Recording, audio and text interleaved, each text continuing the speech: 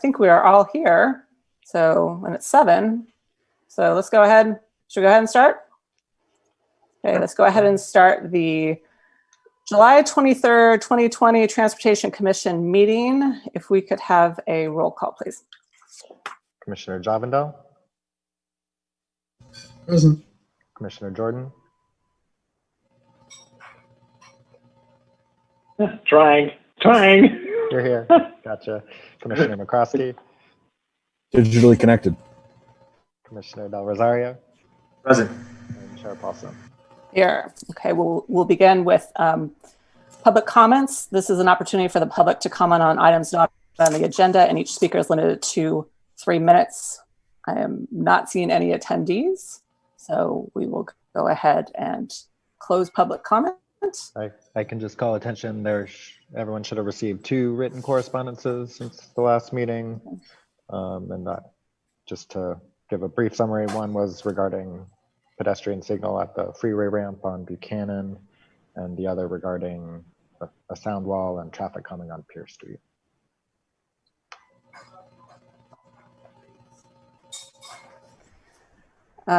We'll go ahead and move on to item 3-1, monthly police data on collisions and citations.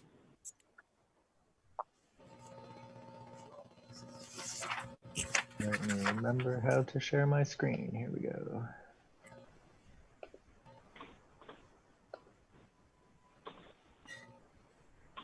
All right, good evening, everyone.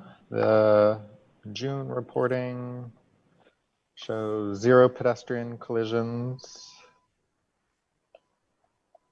2 bicycle collisions, 4 vehicle collisions, 2 of which were injury collisions, 0 moving citations issued, and 1 DUI arrest issued. And a couple of other notes. I did ask the police department about the 2 bicycle collisions since they're our first reported collisions of the year. One involved was on San Pablo Avenue, involving a southbound recumbent bicyclist that was clipped by an automobile attempting to pass them.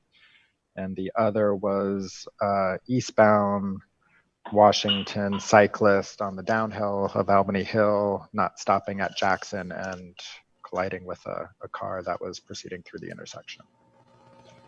And then the other item I was going to report, just because I was looking at the SafeTrack site for our other agenda item, they are doing an interesting tracking of on the state highway system reported VMT and collisions, just through the COVID-19 change in driving behavior. And the last week's reported reflect about 10 to 15% reduction in VMT from this time last year, and 30 to 40% fewer reported crashes over the same time last year. So thought that would be interesting statewide information for this. And that concludes my report. Great, thank you. Commissioner, questions? Can you hear me? Yeah. Yes. Okay, I'm sorry. I'm having some problems at my end. I apologize.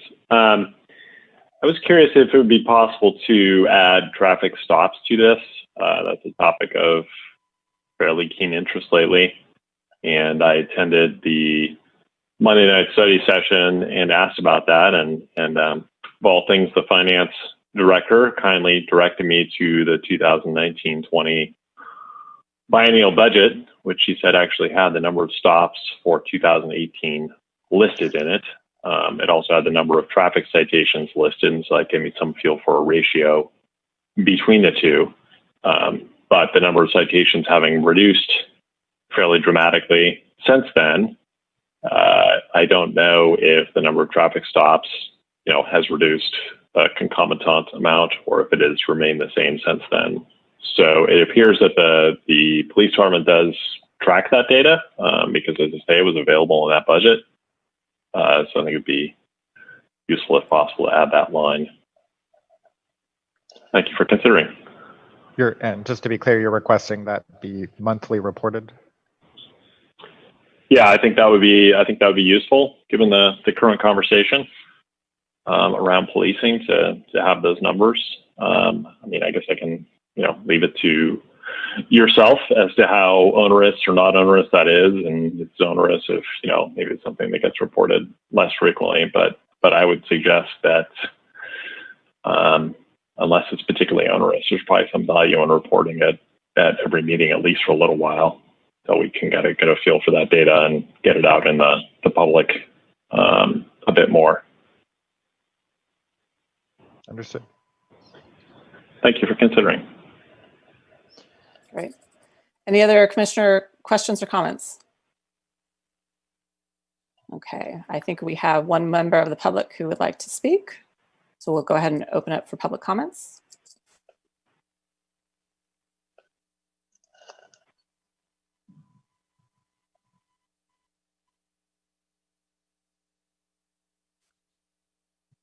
Go ahead, John. Hi, good evening. Is this a general public comment or is this public comment for the police topic? This is public comment for the police topic. We had the general public comment. Did you wish to speak on the general? Did you have a general public comment or? I did, and also I had a comment for this police issue as well. Okay.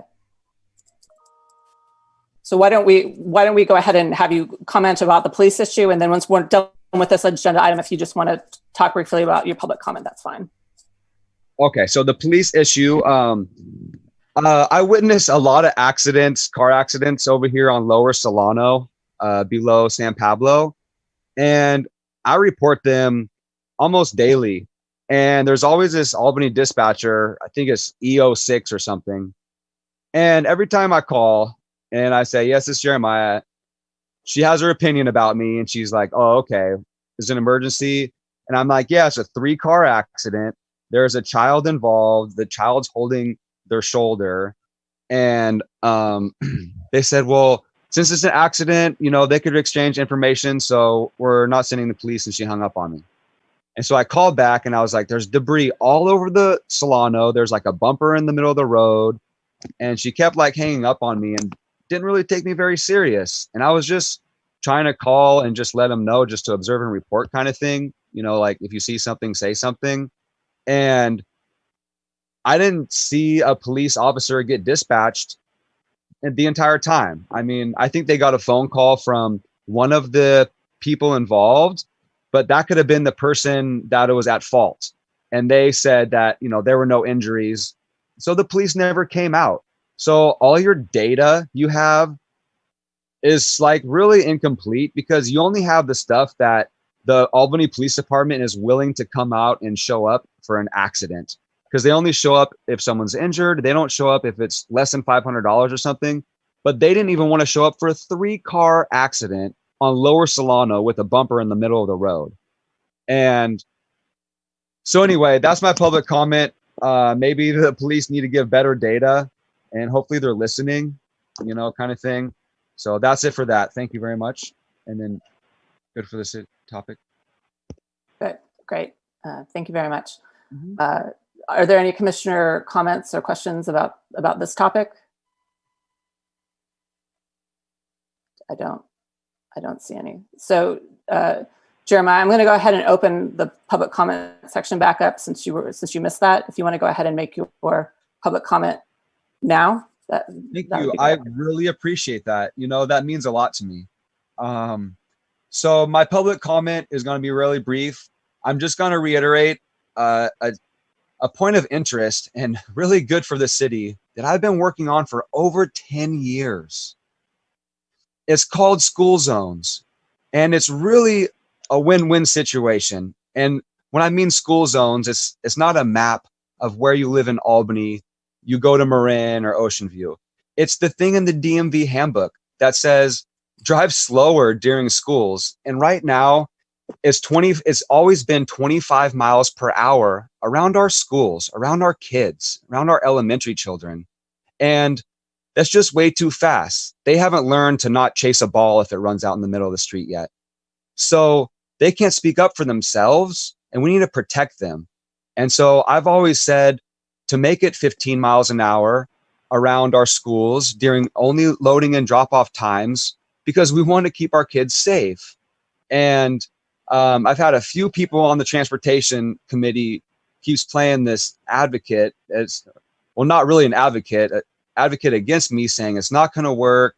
It doesn't work for other cities. Why would it work for Albany? And I say, please give us a chance. There's a state grant from Jerry Brown. I've given you guys the email.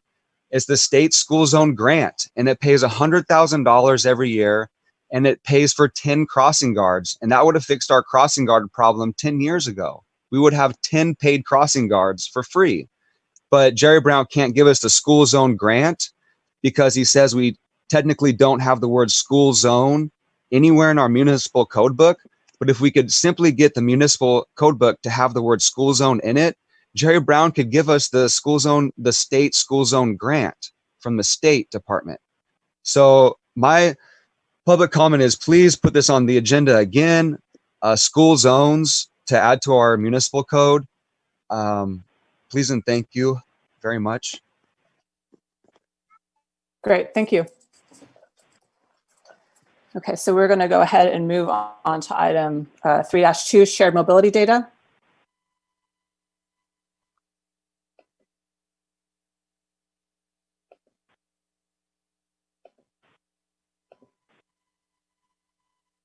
Thank you, Chair. So gig car share reported active members rose to 198 in the month of June, and trip starts increased to 491. So regaining, but still well below the peak before travel reduced. They continue to have 506 vehicles in service in June and 7 average vehicles per day. And that concludes my report. Great, thank you. Any commissioner questions or comments? Yes, Commissioner Jordan, and I apologize, my visual Zoom is not cooperating tonight. So it might just be audio. It's the first time that's happened since shelter in place. My question was, and I'm not actually looking at the graph right now, but it appeared from the legend that members was a gray line, if I recall correctly, and active members was maybe a blue line. I think I'm remembering that correctly. Or maybe it was vice versa. But what I remember from the graph is from the legend, it appeared that the number of active members was larger than the number of members. So again, I apologize, I'm not looking at it right now. But if that is what seems to be indicated. Well, no, it's not adding. It's confusion. It would seem like the number of members should be greater than the number of active members, but in any case, maybe I don't understand what is meant by members and active members category. Yeah, I can clarify that. One is from the older reporting system, and we've got enough months that I could probably just cut out that period of time at this point, if that would be clearer. So the members was the older reporting of members, the up to mid 2019 portion of the graph, and total trips was aligned with that in the older reporting period. Active members and trip starts and ends are the new reporting system they have. So there's a jump between them where they do more cleaning of the data, more actual active use each month, and actual trips that are generated from those. And so there should only be one line for members at any given point, but the darker blue shifted to the now gray line. It's a color confusion. Okay. I believe it's a color confusion between the two sides of the graph. The lighter blue is trip starts, not members, under the gray line. Oh, okay. I'll go back and look at the graph. Thank you. Okay, any other comments from the commissioners? Okay, we will go ahead and open up to public comments, and we have one attendee who would like to comment. Ed Jeremiah. Hi, thank you very much. So this COVID-19 virus is a very big deal in our community. And I'm just wondering if we've implemented a policy to where this ride share is cleaned after each rider does that company come out and sanitize the vehicle? I mean, do they, you don't want to spray it with too much bleach, and you get a skin rash. But I'm just saying, do they sanitize the vehicle? Do they spray it down with bleach, or do they wipe the steering wheel with rubbing alcohol before the next rider gets in there? That's either coughed or sneezed all over the steering wheel because they didn't want to wear a mask in their car, and they wipe their face with their fingers, and they touch the steering wheel and the radio and the volume control and the door lock and the window up and down and the door handle outside. Oh, and the keys. Oh, the keys. Oh my gosh. Have the keys been cleaned? So we just want to make sure that everybody's safe. You guys have all these graphs of ride shares, and that's all great and everything. You got 4 riders compared to 10 riders. Okay. But how about safety? You don't want a rider to die. I don't see on your graph how many deaths are from COVID-19. We don't want a single number on there for that chart. Right now, I'm sure it's 0. But let's just keep those ride shares safe and keep our policies safe regarding this COVID-19 situation. Please and thank you. Great. Thank you. Justin, I think at a previous meeting, you sort of described what the car share companies are doing at this point to address COVID concerns. Can you just summarize again for us what the companies are doing? Yeah, they've been communicating with their members on their cleaning protocol, and they relayed some of that to staff as well. They have upped their cleaning and shifted folks who were involved with moving vehicles around for 72-hour rule and redistributing to allocating them to regular cleaning of the vehicles. So they have really increased their cleaning, I believe, daily. Great. If I could jump in, I'm a regular gig user. At least I was over a period because I was having to drive to Madera County and back for work, and that's my vehicle now. So they have warnings that come up when you use a vehicle. There is no key for the vehicle. It's your phone or a card. And then, they have a warning that comes and says, please do not use this vehicle unless it's essential work, which it was what I was doing. And it's also saying, we clean the cars regularly, but we advise that you bring your own wipes and wipe down surfaces before and after you use the vehicle. And so I've been doing that.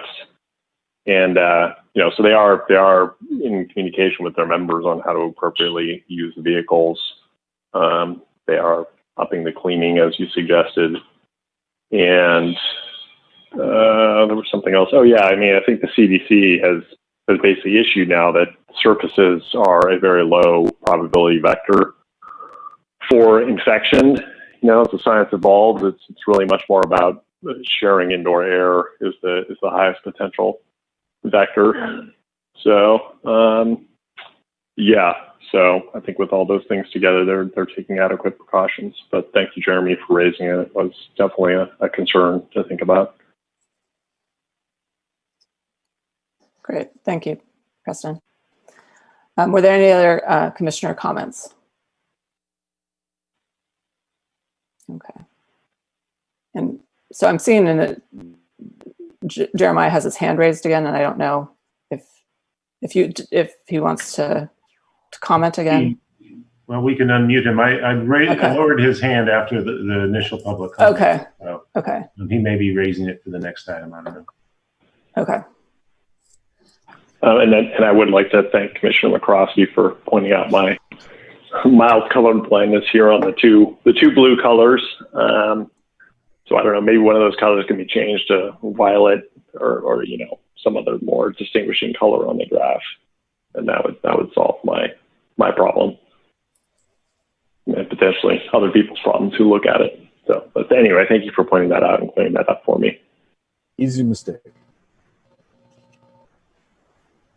Great. Okay, so I think that we're going to go ahead and move on to the next item, which is the consent calendar. Consent calendar items are considered to be routine by the Commission and will be enacted by one motion. By approval of the consent calendar, the staff recommendations will be adopted unless otherwise modified by the Commission. There will be no separate discussion of these items unless a commissioner or a member of the audience requests removal of items from the consent calendar. So would anybody like to remove 4-1 Transportation Commission meeting minutes from the consent calendar? I did just want to make some quick comments on it. Okay. There's a lot of text without any few paragraph breaks, which at least for my mind makes it pretty hard to read. So it'd be nice to have paragraph breaks if it was going to have that much text, but I actually feel that there's a lot of work that went into writing the minutes, obviously, and I don't know how long it takes. I know it would take me quite a while to capture all that, so I'm concerned for the amount of staff time that's involved in doing that. And I imagine council weighed in on this or set policy. I don't know what that is, but a thought that occurred to me was rather than having to try to summarize in detail everything that goes on, now that we have the advantage of meeting video, which is great, and it's actually the record and what I tend to go to anyway. It might be nice, or more helpful and easier if the minutes were essentially a series of timestamps. It said, beginning of staff presentation, and there was a link to that time point in the video. And then maybe just, much briefer synopsis of what happened, and then a time link to, start of commission questions, start of public comment, and start of commission deliberation. So people could get, maybe a 4-sentence synopsis and then jump to that part of the video. Obviously setting aside the portion of the minutes where there's an actual table of what the commission's input was as well as results of deliberation. I mean, that's probably good. That's good to have in the minutes because that's essentially action items. But I'm just worried the rest of it takes too much valuable time to put together and maybe doesn't deliver the benefit that warrants spending that time. So thank you for considering those comments. Other commissioner comments? Okay. So, Freed? I'll just move approval of the minutes, the consent calendar. Looks like we have a second from Ken. Okay. If we could have a roll call vote, please. Commissioner Davino, Aye. Commissioner Jordan, Aye. Commissioner McCroskey, Aye. Commissioner Del Rosario.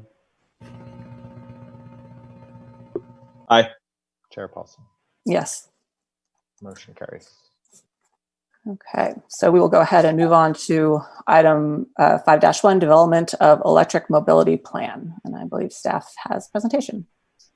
Yeah, I'd like to kick this off by just introducing to you Bianca Hunter. She is completing her Civic Spark Fellowship with us, and I'd like to take a minute just publicly to thank her and to acknowledge the work that she's done for the city. And although I think this is her first presentation to the Transportation Commission, she's done a lot of work, particularly for the Climate Action Committee. And just to highlight a couple of things that she's worked on, she's helped develop a sustainable procurement policy for city departments. She's advanced our carbon-free Albany web platform for households. And she's helped with developing a framework for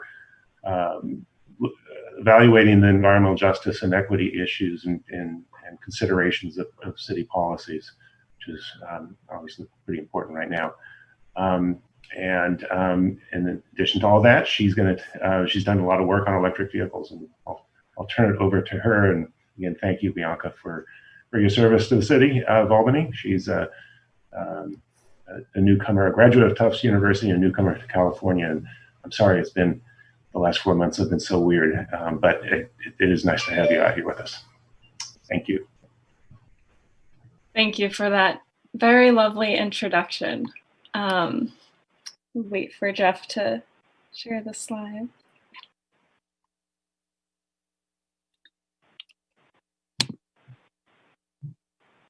All right.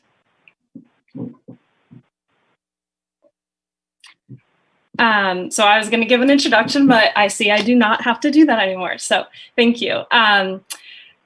So yeah, I've been working in the sustainability division on various projects that Jeff mentioned to implement the city's climate action and adaptation plan. Obviously, one of these projects is the electric mobility plan. I will be providing some information on plan elements included in the preliminary outline of the plan. The information in this presentation has been gathered by reviewing 6 other cities' electric vehicle plans with input from staff from other neighboring jurisdictions, as well as the electric vehicle subcommittee from the Climate Action Committee. And sorry for any background noise in advance. I have some pipes in my room, so bear with me through that if that happens. Next slide, please. So first, I wanted to discuss the purpose and strategy of this plan. So the plan aims to reduce emissions from the transportation sector, which represents the largest source of municipal emissions at 56%. And the current Climate Action and Adaptation Plan has a goal for net zero emissions in the city by 2045. The electric mobility plan will supplement the active transportation plan.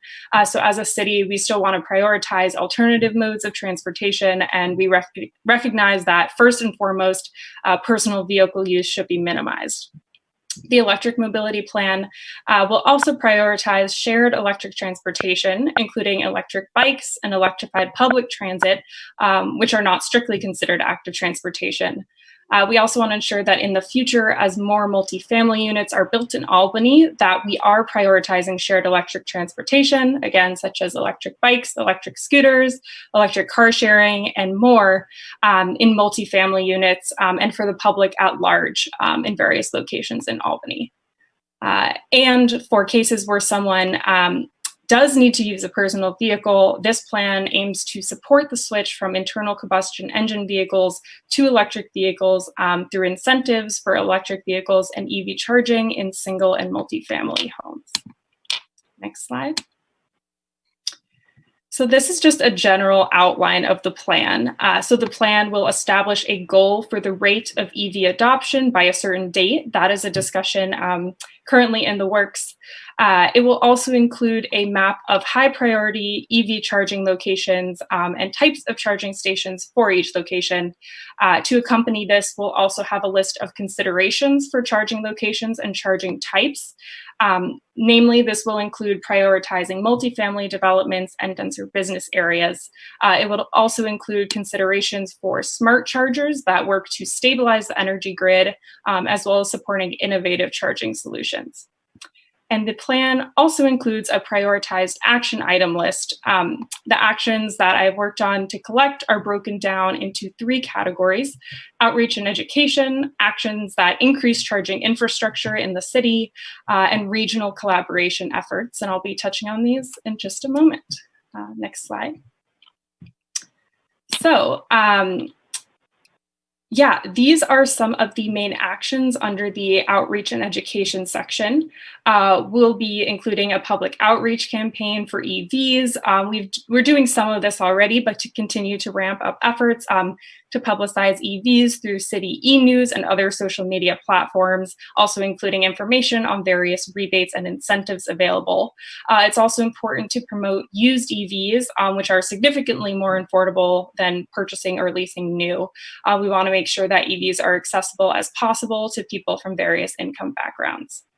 We're also working on an electrification guide as a separate page on the city website. That effort is underway. I'm currently working with an intern to make a sleek and usable site that will guide Albany community members through the process of electrification, including understanding the infrastructure needed for electric vehicles. We also want to make sure to promote guidance materials at City Hall on how to purchase EVs and make sure that we update the site Carbon Free Albany that Jeff mentioned earlier, which is a social platform for Albany residents to reduce their carbon footprint. Next slide, please. In terms of regional partnerships, we want to partner with East Bay Community Energy, our community choice aggregator, to provide incentives for private charging infrastructure, particularly in multifamily housing. We also want to work to support regional training programs for electric vehicle maintenance and repair to promote a just and equitable green jobs market.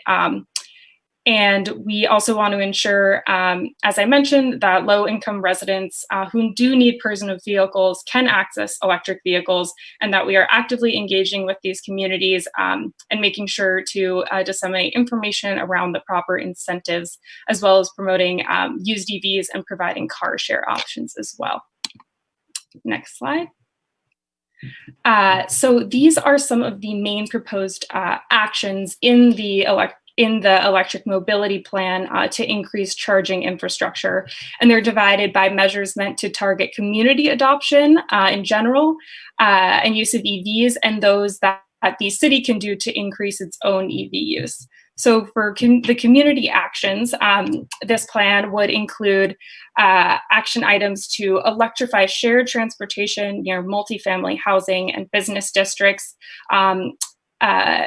to consider electric mobility planning in streetscape and construction projects where that makes sense, increase electric vehicle charging requirements in new construction, support residential EV charging by encouraging panel upgrades, for example, through the use of incentives.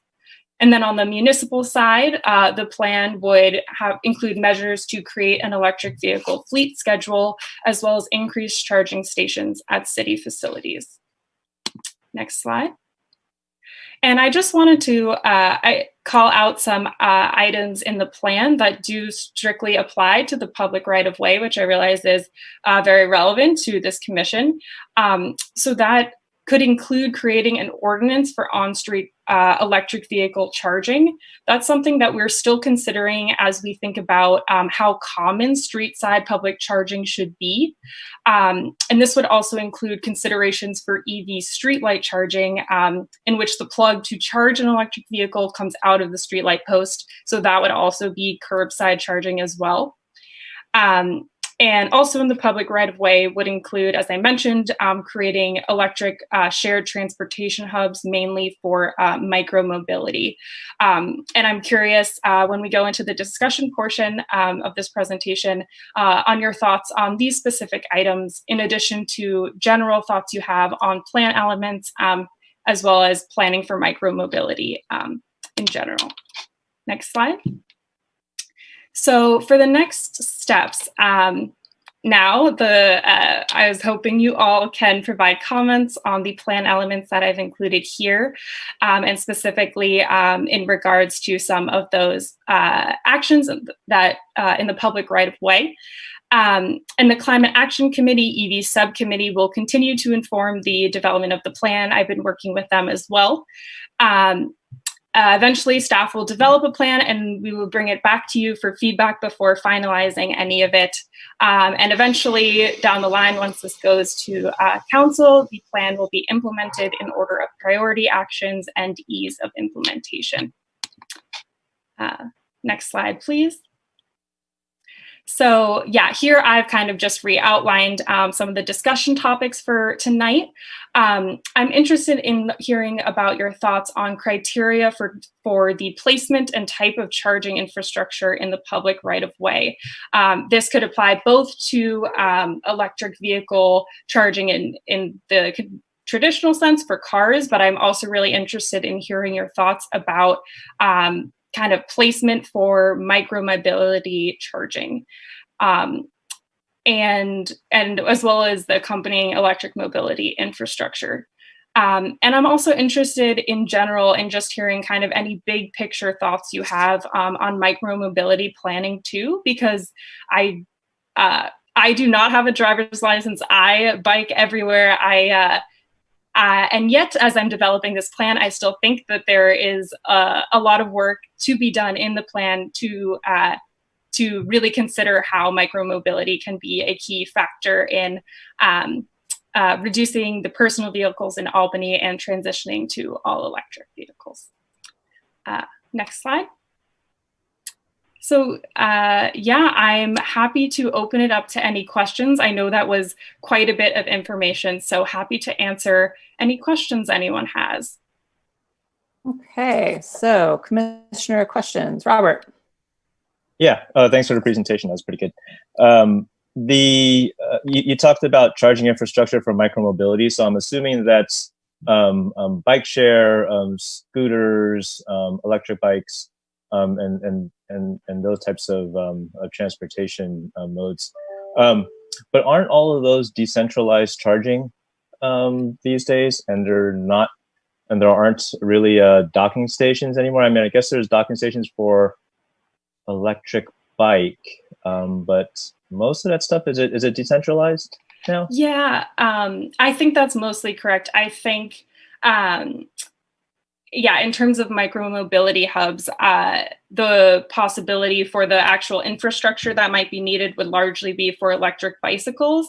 Yeah, as of now, it's not, I don't know of any scooters that of electric scooters that kind of include a docking model. So a lot of that is currently decentralized. And it seems like bikes, with the exception of the large, well, there's, I guess, the MTC bike share model that's out there, the Forgo bikes, and I think that does have docking stations. But I think the other brands, are they also moving towards decentralized charging? I don't actually know. I'm not sure of the current trend in that area. So it's something to, yeah, consider and think about how kind of the direction of micromobility and planning for the future, not necessarily just current. Yeah. Yeah. Okay, thanks.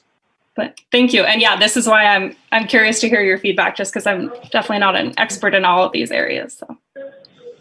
Sure. Okay, Ken? Yeah, I'm trying to formulate a question in a manner that doesn't sound curmudgeonly. That, just to play devil's advocate here, there had been a plan in Albany to install some charging stations, and I think a couple of those are still in the plan. And those are the ones on city property. So I guess it's my understanding the city has had a chance to install stations on city property and hasn't been able to accomplish that for whatever reason. So I guess the nice way to ask this is, and I do mean it nicely, how is this plan different, and what steps or what is changing to allow the city to both implement its own stations on its own property and push that out throughout the city? Yeah, so yes, there are, I believe, 4 electric vehicle charging stations slated to go in. It's still on the docket. It's just Public Works is very busy, so it's just a matter of kind of prioritizing and making sure that they get in the ground, but it's definitely something that is still slated to occur. And yeah, that definitely is a portion of this plan, increasing charging infrastructure on city property. And I think as we're also concurrently making an electric vehicle fleet policy and kind of changing how the types of vehicles that we're purchasing, we're also going to see that we need chargers for those vehicles too. And so I think there's kind of this, they kind of reinforce each other, the chargers and the electric vehicle fleet schedule. So yeah, there is definitely that in terms of chargers on strictly city property, mainly city lots for city vehicles. That's one portion of the plan. And, but yeah, I think kind of when talking with the electric vehicle subcommittee and when kind of reviewing other cities' electric mobility plans, it definitely seems that, yeah, you know, the vast majority of charging occurs in at the user's home. And so kind of doing whatever we can as a city to support, well, firstly to, you know, support the shift from personal vehicles to other shared modalities of transportation. But then for people who do have vehicles, to make sure that they have access to charge at home, and that it's accessible, and they kind of know what the process looks like, how they can save money on it. I think that is a huge portion of the plan too. So yeah, there's the public side, and then there's kind of the residential charging side too. Can I ask where the 4 stations are or plan to be in the city, on city property? So I believe one is to be at the Community and Recreation Center, at least one at City Hall, and I can't speak on exactly where those are slated to go in. At least those 2. Yeah, there was also one at Ocean View Park. I don't remember exactly the numbers in each location, but those were the 3 locations that I recall. Okay. Thanks, Jeff. Yeah. Preston? Yeah, I was curious, is there any examples of a shared electric vehicle in one of the shared vehicle fleets anywhere in the Bay Area or beyond, to your knowledge? And thank you for putting this together, by the way. Thank you. Do you mean shared electric vehicle, like car share service, or is that what you're referring to? Well, that's what I was thinking, but maybe shared in the slides means other things too. So maybe just expand on the range of possibilities there. Yes, sorry. Yes, that is what I was referring to. I wasn't sure if you meant kind of within city fleets or anything. But yeah, there have been within the past few years, a couple of companies, I believe Gig is one of them, who began an electric car share pilot in Sacramento. From what I can tell, I think that electric car sharing is something, I mean, I do think it will occur down the line, but as of now, I know that there have been some issues with users, not necessarily because users aren't, fully equipped as if they were to buy an electric car. They may not know exactly how it works. So oftentimes cars may go left uncharged, and it's a little bit of the situation with like electric bikes without a central docking point, where people have to then like drive the cars back to an electric to a charging station and refuel. So I know that there were some issues there. There have, besides Gig Car in Sacramento, I believe there's one kind of in the LA region. There's been a few kind of mostly in their kind of pilot or beginning stages in California. And it definitely seems like something that that we need to kind of keep banking on the momentum that EVs have, that they're not quite EV car sharing services as of right now. They may not be fully ready or successful, but I think it's something that is still going to happen down the line. Thanks. And just to say your situation preparing this plan, being a person who doesn't have a driver's license, reminds me of my daughter who's training to be a car mechanic and doesn't have a driver's license. So there's more of you out there. She loves the mechanics, but she's not so keen on the learning to drive part. Yeah, I always love when someone says that they don't know how to drive. I don't feel so alone, especially in California. Good on you. Okay, other commissioner questions? Robert? Yeah, thanks. Did you give any consideration to a funding strategy behind this? And are there grants, or do we leverage public-private partnerships, the users, et cetera? Yeah. Are you thinking, or do you have any questions about funding any particular portion of the plan, or are you discussing more generally for funding? It was going to come up in my comments, but I think for charging stations, when we received presentations on this in the past, that there was the ability for public-private partnerships, where perhaps maybe even the city would receive revenue for allowing for charging stations. So I wanted to see if there are, I wanted to avoid the use of city financial resources where needed for this type of infrastructure, given that there's probably lots of private users and private companies that have a lot of interest in this. Yeah, I definitely think that is, I think that's something that staff have been thinking of, and I believe it is ChargePoint that the chargers that are slated to be going in, I believe it's from their company. So there definitely is, I believe it is the public-private partnership there. And I think, I think as, kind of doing more work on this plan, and as I mentioned earlier, kind of that so much of the charging does occur at people's homes, I think that there will be overall a less of an emphasis on electric vehicle, public electric vehicle charging. But for those that do exist, that's currently, I think, the thinking for those chargers. Not trying to, it would be the installation that might be the cost as opposed to the actual maintenance and the charger itself.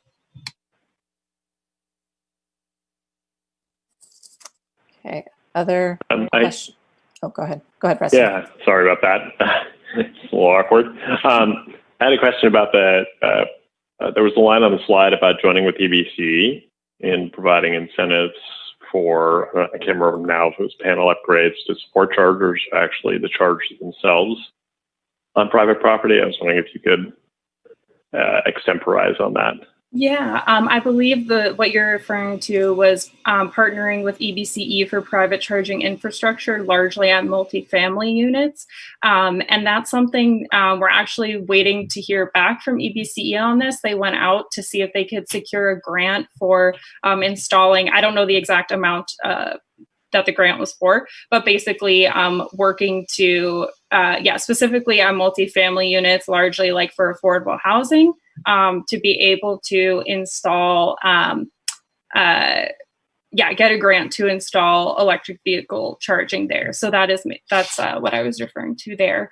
And I think EBCE is, a good example of like finding creative uses for funding in the future. And if I might continue a little bit, so if EBC is getting the grants, what would be the Albany side of that partnership? Is it just sort of rolling out the knowledge, publicizing, or? Yeah, I'm not actually 100% sure on that. My guess is that it would be more on the coordination, like kind of coordinating stakeholders involved. I don't know fully what that would look like. Yeah, thank you. So I've noticed that there was a electric vehicle survey, which I'm guessing is part of this process. And I'm wondering what kind of response you've received to that and how long the survey will be open for. I took the survey, I'll just say that. Perfect, well, thank you. Yes, I'm glad you've seen that. I've actually haven't looked over the results yet.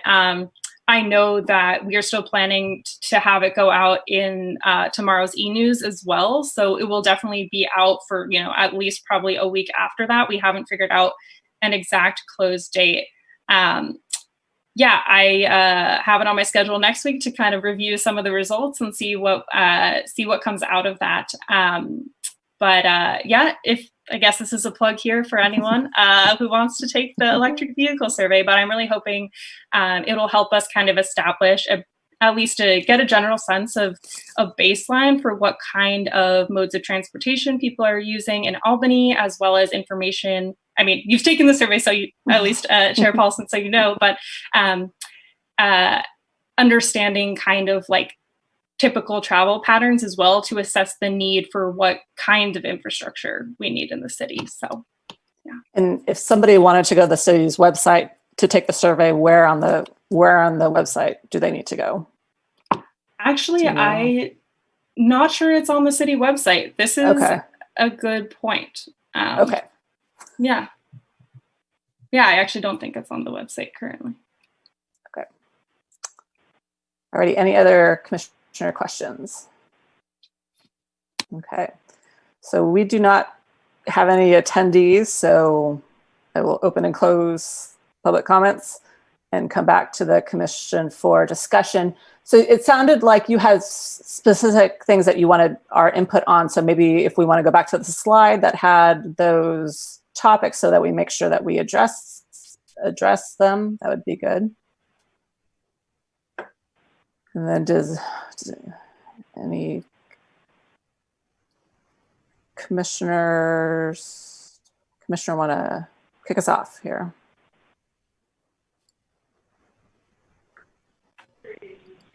Okay, Ken.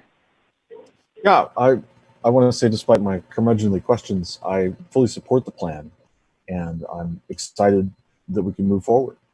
I think you've identified a lot of the issues, and while I don't personally see a way to control the personal mobility end of it, I think being open and ready to respond to what the marketplace comes up with is probably most important, and something to consider as we look at projects like complete streets on Solano, for example.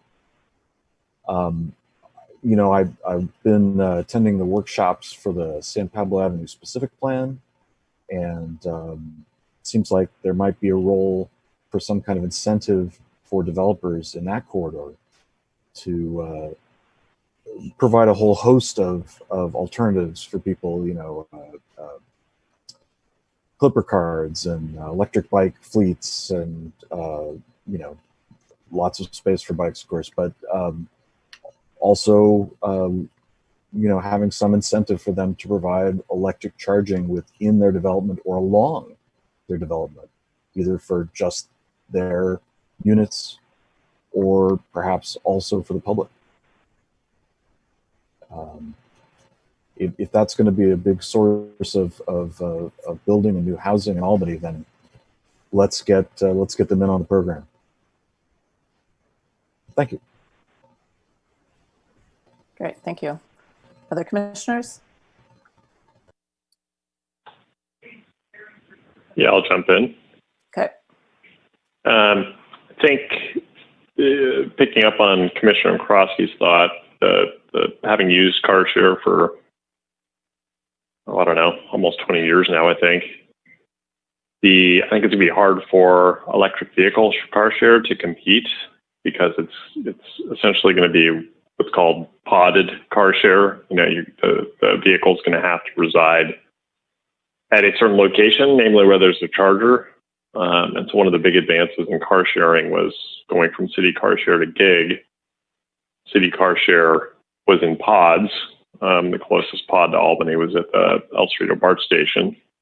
So when I first started using it, I would have to go there, which was all right, but a little less convenient. And then with the dockless or podless car share that gig came in, I mean, that's just so much more convenient, because there's almost always one within a couple blocks of my house, it seems, or a block of my house. So it would seem like it would take having a curbside charger, one for every 4 block faces or 8 block faces or something for EV share to sort of reach a competitive point with podless internal combustion car share. Where, picking up on what Commissioner McCroskey said, where it would make more sense is to have a shared EV vehicle that is in a multi-residence building that has, 20 residences or something of that scale. Because at that point, it might get enough use, and it's so convenient that to those residences that, those people would take it out, do their trip, and then bring it back to the same spot, and that would be convenient for them.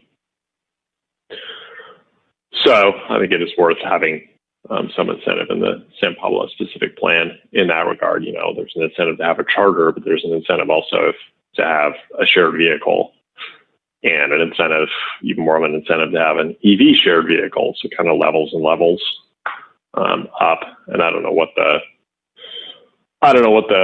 development applicant gets for these different levels, but that's a thought. Besides that, I think you had earlier in the slide, what are the priority places for chargers, and it said, multi-resident, and I think dense commercial area, and that seems right to me. I mean, having some chargers on Solano would be, a bit of a boon for businesses there, I would think, to attract people. I've interacted with some EV drivers, and they hunt for places to charge, and then they spend time there. So you get kind of a captive audience. And in terms of micromobility, I think the bigger challenge there is developing the infrastructure that people can use to be micromobile. For instance, Solano Avenue, as was mentioned. So there's just some thoughts. Interested to hear what others say. Thanks. Great, thank you. Other commissioners? Robert? Thanks. So with regard to micromobility planning, so we've had some experience in Albany with this when we had the Lime bikes. And I think there was, kind of some big question marks as to how was it going to work in Albany? Would they become any type of nuisance? Would bikes be, just left all over the place? And I don't think we actually had challenges like that, with the exception of maybe when they reset the location of the bikes every morning. You may get a corner on Solano that'll have 5 or 6 bikes or something like that, and then they all disappeared. So I'm not really sure what happened there. But I think there is something to be said about having some structure to micromobility, either the location of charging infrastructure if that is needed. I guess it'd be docking stations, and those could be integrated into streetscape plans, such as Solano Ave or San Pablo. But I think it's also good to just not have it get out of hand if it ever gained that type of popularity, and you're seeing scooters blocking sidewalks or things like that. So I think there does need to be some policy about how scooters are parked and where they can go, and keeping sidewalks clear, putting them in right locations. Because I think there are examples out there of other cities where it does get really out of hand, and even some small cities where it gets out of hand. So I think that's my thoughts on the big picture of planning for micromobility. I think you mentioned this in your slides, but I think with EV charging and electric vehicle, primarily private auto,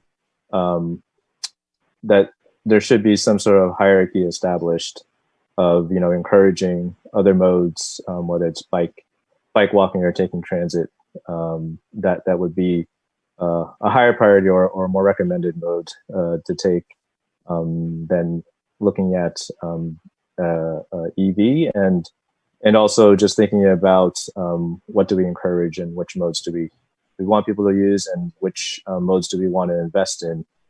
Just thinking about the ones that have the most benefit, because cars still cause congestion and still can create traffic, and so I think we have to keep that in mind. And then just reiterating my comments on funding, that I think there's lots of opportunities out there for partnerships to leverage, or even user fees, where the city does not have to invest in costs for infrastructure.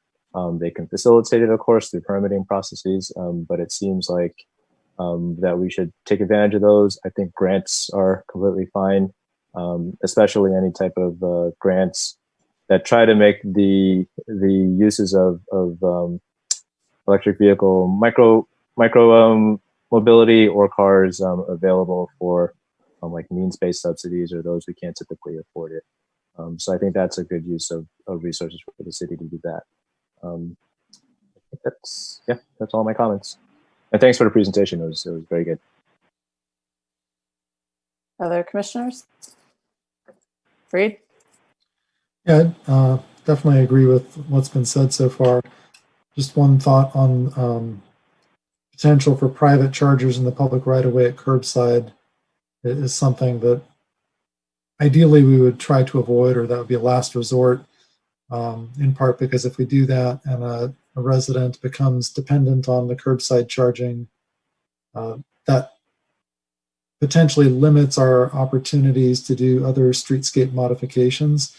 For example, converting a parking lane to a bike lane, or we even ran into issues just with landscaping behind the sidewalk when we had to modify the sidewalk at Marin and Santa Fe, for example. So landscaping is not a huge deal as compared to if someone's only mode of transportation is electric vehicle and they're parking it at the curbside. You're going to say that curbside's going away. I want us to be careful that we don't, while trying to do something good, create a problem for ourselves later. And that's it. Okay, other commissioner comments? Okay. I do like the EV curbside charging. I understand Freed's concerns about that, but I think providing this for folks who are renting and can't make infrastructure improvements to their house is a good thing to do. And especially given that, over 50% of our residents are renters, having charging stations in areas with multifamily housing or higher density or areas where there's renters is a good thing in my opinion. Something that I support. So those are sort of the priority locations that I would think for electric vehicle charging stations. I don't really have an opinion about the micromobility. With the Lime bikes and the Lime scooters, it just didn't seem like they were utilized that often or that frequently, and I don't know where they've gone away. I don't know where they've gone to. We don't see them now.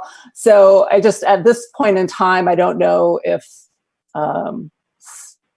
putting money into infrastructure for that would be something that I would think that should be a priority. All righty. Any other comments from commissioners? Freed?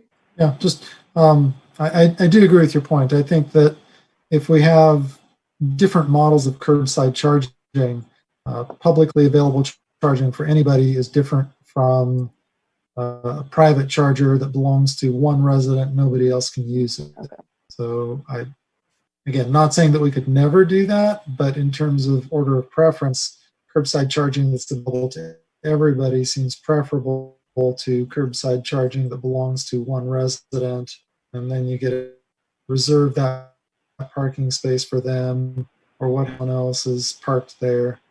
They can't get to their charger. So it's just something to be cautious with, but definitely giving opportunities for people who don't have off-street capacity to charge their vehicles to be able to charge somewhere in the public right-of-way is certainly something we should look at how we can support that, but maximizing the utility of it. So like shared mobility, it's shared charging infrastructure. That seems like the preferable model. Yeah, and thanks. And yeah, to clarify, I think we are, when I did say kind of curbside charging, I did mean public curbside charging as well. So yeah, trying to avoid just blocking off a space for only one user. Okay. Any other commissioner comments? Robert? Sorry, yeah, one more comment. Can staff give an update on the Go Bike project? And I guess that we were waiting on our neighboring cities to see how those were going to get implemented before looking at stations for Albany. Is that still the case?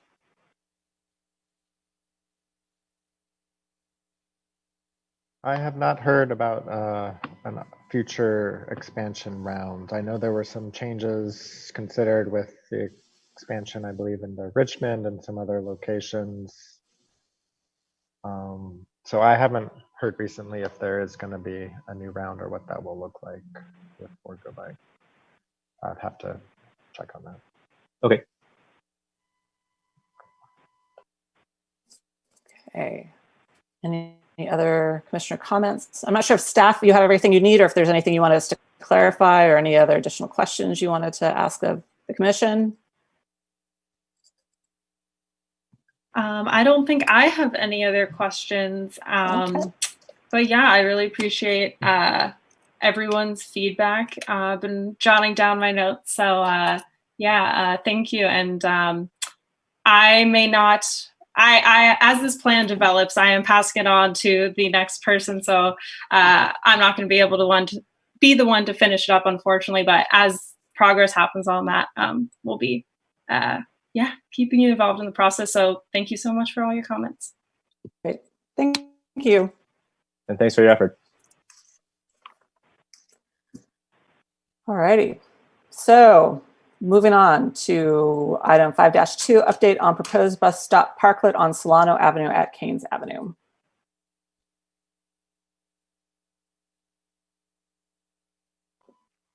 Thank you. Let me pull up my.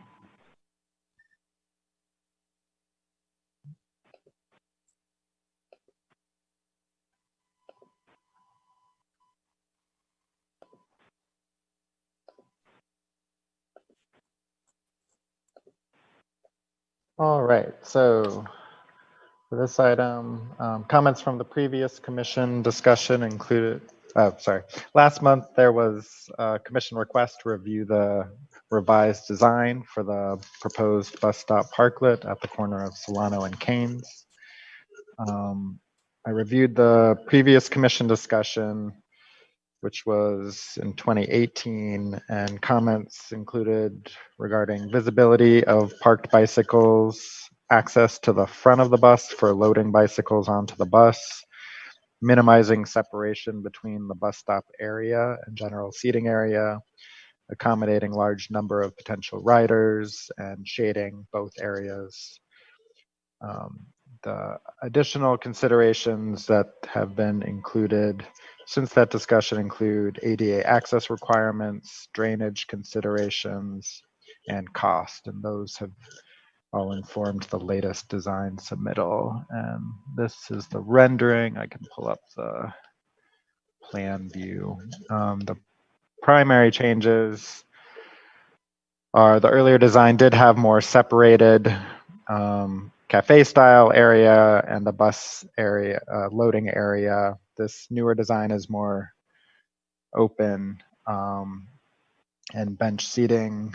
It includes wider open space, less physical separation between the loading area and the remainder parklet, as well as the more open access to the front of the bus. The shade structure has been removed, and the bicycle parking configuration has changed. But with that, I'll open it up to questions. Commissioner Robert? Yeah, thanks, Justin. Two questions. I'm trying to remember my second question, but the first question is, I assume that this doesn't take into consideration the comments that we made at the last meeting regarding some changes to the roadway geometry and the lane striping. Because it looks like the one thing that's obvious to me is that the curb line of the parklet is still not at the same location as the highest point of the ped bulb, and I know that's something that we asked for. So yeah, I can bring a little more information on that. The challenge with moving the curb line any further out is a balance of drainage and ADA and sort of the curb height. I think this was as far out as they could go, maintaining drainage on the outside and maintaining the proper slope for the raised platform area, as you get closer towards the middle of Solano Avenue, the profile of the street is coming up, and maintaining the curb on one side and not creating too large of a slope on the other, I think was determinate there.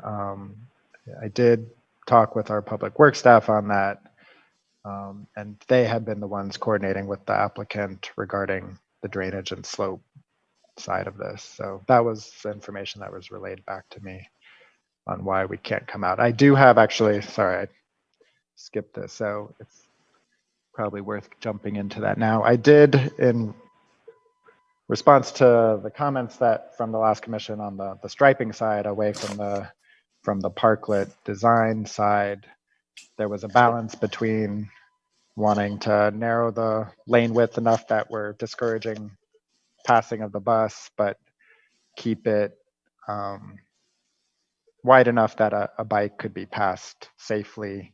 So barring being able to bring the curb line further in, I did ask the consultant to consider what it would look like to have the lane narrow further west of the crossing, but before the end of the bus.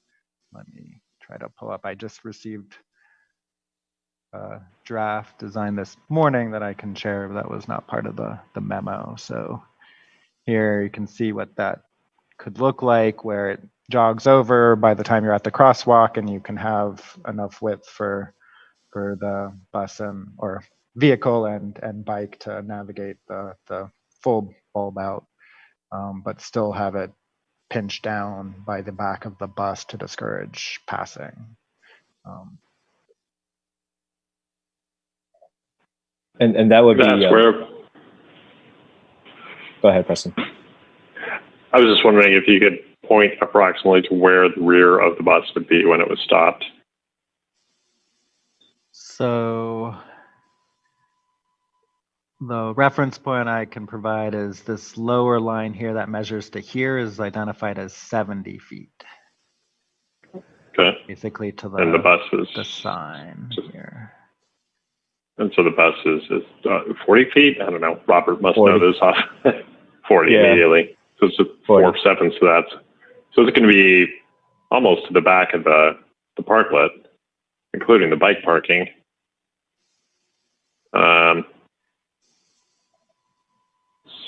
So I'm not hugely keen on that striped island. I think if you essentially got rid of that and made the center stripe so it's 13 feet off the corner, off that very soft angled corner of the parklet, and then made the center line 13 feet off of the bulb out apex, so it just sort of softly angled, then you would get motorists who sort of naturally followed that line and didn't put the squeeze on cyclists. Because the way this is designed, a motorist is going to be going straight at the intersection. And if they're passing a cyclist, they're going to have to turn their wheel left and then back right again to maneuver around, which takes more thought, more maneuvering than if they're just kind of, following the center line in a smooth, straight motion. At which point they would have to turn the wheel a bit to the right to continue on up Solano, but it's not kind of like this abrupt shift left then right again. So that's what I say. I'd be curious what other commissioners, and thank you for getting this today and bringing this to us. I really appreciate it, because this, of all the things we said, this is well, I guess now that it's down to paint, it's less of a concern. I was thinking in terms of the design of the parklet, it was the main concern, because it potentially affected the physical layout of the parklet. But now that we understand that curb's not going to move, that's off the table. So thanks. Preston, the condition that you were describing is when there's no bus there and a cyclist is traveling along the curb line, and then a vehicle has to kind of zigzag. Yeah, exactly. Right. And so the way Solano's laid out, generally it's 26 feet from curb to curb in the bulb out sections. Might be a bit more here because of the geometry, but further to the east is 26 feet from curb to curb. And so the center stripe is at 13 feet out. And I just know what that feels like as a cyclist to have a motorist go by. You know, it's not real comfortable. So that's why I'm really attuned to not making it like any narrow. I mean, even a couple inches narrower, you know, we're already at the threshold where it's uncomfortable, at least to me, in my experience. And I'm, you know, generally one of the fast and fearless brigade. So other people that bike Solano, other commissioners, you know, could weigh in. But my desire is to have a 13-foot wide lane at all points relative to the physical obstructions on the right side of the road.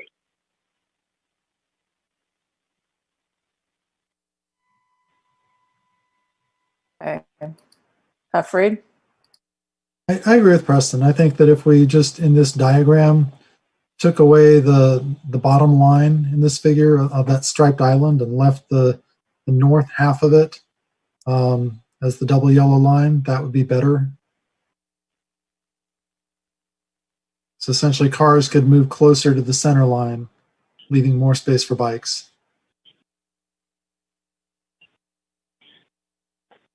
Yeah, with the caveat, I was just checking that dimension from that soft angle from where the hand just was to that northern center line, and just check that that's 13 feet. Right. Yeah. Okay, other questions? Okay, so there's no attendees, so I will open and close public comment and come back for discussion. You know, one question I do have, if you go to the site plan, and I'm assuming those trees are not being removed, right? When I see a line through a tree like that, it makes me think that it's going away. But I'm assuming those trees are not going away, correct? That's correct. Okay. Speaking of going away, I had a question about the tables that are currently on the bulb out. And I'm hoping those are going away because they're currently kind of a hazard to pedestrian navigation.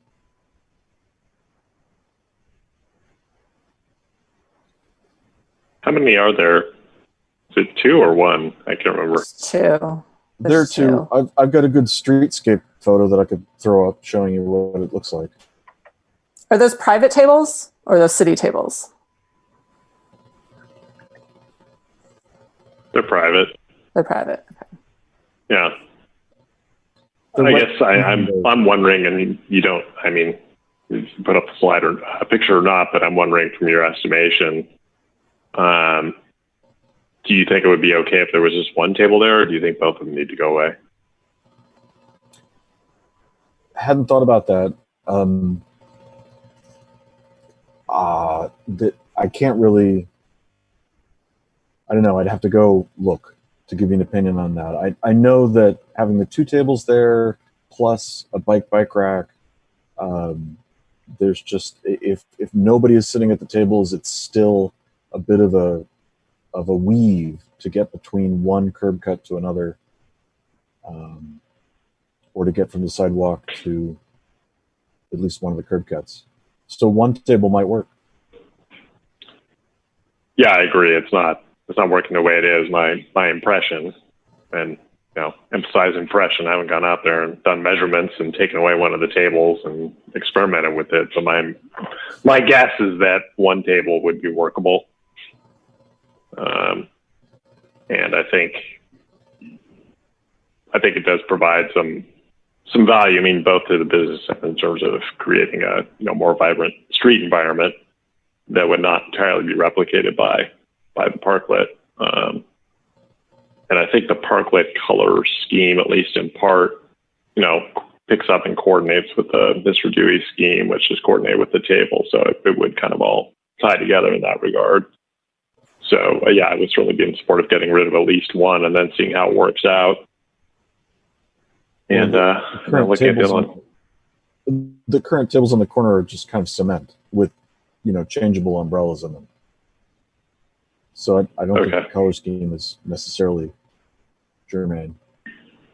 Yeah. I guess I was thinking, just aesthetically, if they were, radically different looking than the parklet, that could detract from the cohesiveness of the streetscape in that point. But if they're concrete, that's going to match the deck. And I think the chairs are red. Something there's red. I can't remember. I was actually curious that I thought the cafe style seating was much more appealing than this design. Justin, you mentioned something that makes me guess some of this might have been value engineering that they went to this configuration. Also the desire to, have more flow between the bus stop and the seating. But it seems like you still get that with part of the cafe seating plan to the west, transitioning to this plan to the east. But it might just be that the cafe seating was, too expensive, too involved.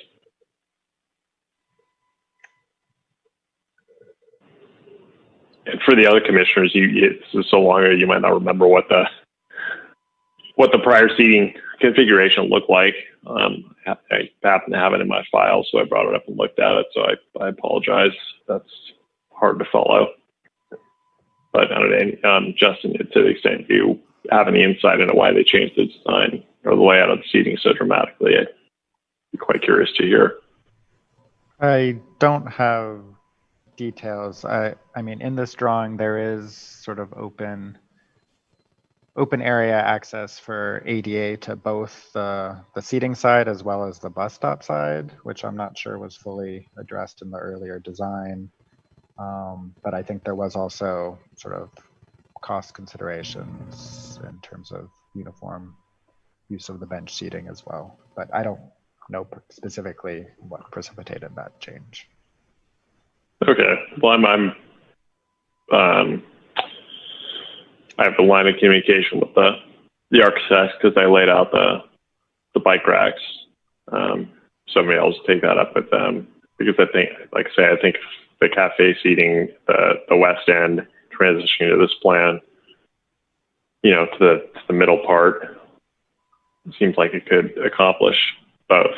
And I also think, having those planters there along the edge of the sidewalk, I mean, I guess in some sense it provides sort of a nice definition so there isn't sort of bleed over congestion. On the other hand, it's kind of a wall to the sidewalk.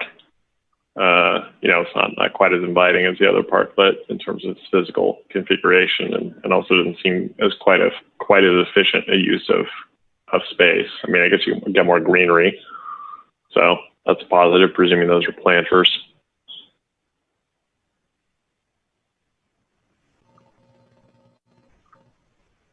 Other commissioners?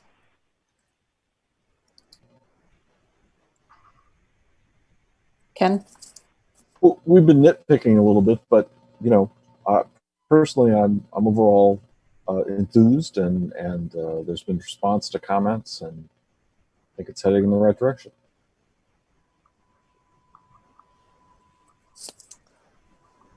One thing I was wondering, so the bike parking, that'll be, I'm assuming that's not level with the parklet. That'll be a step down to the pavement. Is that, to the street level? I'm assuming that's what's going to go on there. I'm concerned that somebody's going to fall off of that step there, and where I could see myself not paying attention and stepping off. So that's a concern that I had, and I don't know if there's a way to make that step down more visible, or putting a narrow planter there to alert the folks who are there that there's a difference there or something. I think that might be useful, or that is a concern that I have, is just that step down may not be obvious to everybody. And then I will say that I did like the other design more, but I understand that there's cost considerations and drainage considerations and other considerations to take into consideration. And I especially did like the covering over the transit area. I think that's nice to have. I don't know if there's a way that they can incorporate just that component back in, but those are my thoughts. I'm just on the bike parking. My understanding is that, yes, that will be on the asphalt. So there will be a step there. So you're right, that, that will be the geometry. At least there will be, a color and material contrast. So it'll be the asphalt of the road paving. And then I believe the parklet deck is concrete, precast concrete. But yeah, I think it's an interesting idea having another short planter box there, kind of in the middle of the west side. So it sort of makes doorways, if you will, to either side, which is sort of a cue, like you're going through a door, something might be going on here, rather than just kind of off the edge of the earth. Do you think that would do it? Yeah, it's just Enough? something to, yeah, that's, I thought a planter there would be good to. Yeah, I think that's a good idea. To note the edge there. Fried? I totally agree. I think that they could move a planter there. Frankly, they could take the bench with the two planters behind it there and just rotate it 90 degrees and slide it over to the end. Would be an easy way to do it without changing the quantity of materials being used, or even just take one of those planters and move it. Egress something that occurs to me about that. I'm sorry, go ahead. Oh, I'm sorry. Just to continue on with that, I mean, egress from the sidewalk to the parklet is much more important and should be prioritized rather than bicycles through the parklet or to. I'm actually starting to suspect, based on what Justin said about not being able to move the curb further out, that rather than cost, what had driven this design was a realization that seating that was oriented perpendicular to the street was going to be at a considerable slope, because the street is pretty severely crowned there, if I recall correctly. And so that might be why they went to seating that was strictly parallel to the road. So, people wouldn't be sliding into each other, essentially. I mean, that was, or at least, perceptually feeling that sort of subconscious, like something's wrong. I'm sitting on a sloped seat. And even if you don't pick it up consciously, it makes a space that's not as appealing to visit. I guess that's a question for Justin. Do we know what the slope of that deck will be? I do not. Okay. I mean, actually, it might be flat. I mean, I can't recall. Well, I can't recall if the bulb out slopes up. Go to the next page of the plans and you can see the slope.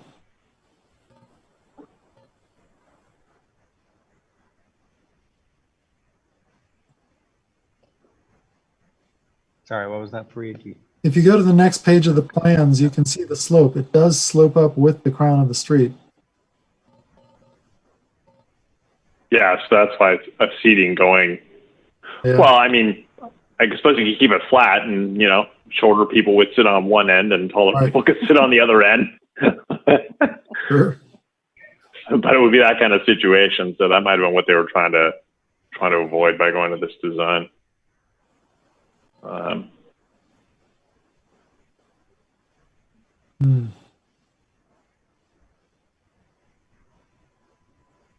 So yeah, maybe even just like a planter pot right in the middle there. No.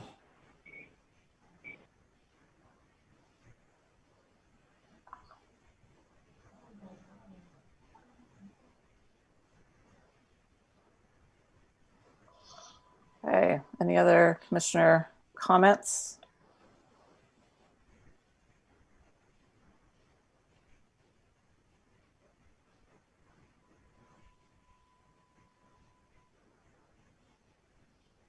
Thanks for bringing this back. That's all I got. Yeah. So we were to provide comments to staff.